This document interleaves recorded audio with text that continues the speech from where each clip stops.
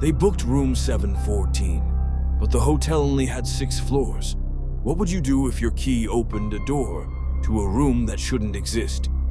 Tonight, we'll explore that forgotten corridor and uncover what truly lived between the floors. But before we open that door, please subscribe to the 60-Second Scare. It costs nothing, but it gives me the haunting motivation to bring you more stories that follow you to bed. It was supposed to be a weekend getaway for Evan and Laura, newly married, at the Hillcrest Grand Hotel. The receptionist smiled and handed them a brass key, saying room 714, 7th floor, end of the hall. Evan noticed the elevator had only 6 buttons and asked, "Isn't this hotel just 6 stories tall?" The clerk hesitated and replied, "The 7th floor is newly restored." They shrugged it off, thinking it was just old architecture. But when the elevator doors closed, the floor indicator skipped from 6 to 7 with a click, though the building didn't seem any taller outside. When the doors opened, they stepped into a hallway that smelled of old smoke and mildew. The wallpaper was scorched in places, and every light flickered as if struggling against something unseen. Their room, 714, waited at the end of the corridor, the brass number plate covered in soot.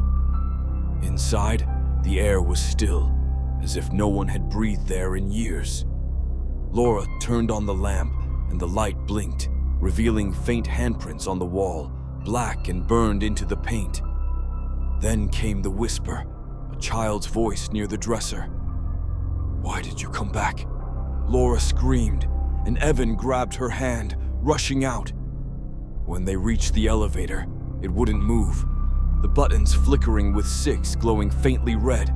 And then, everything went black.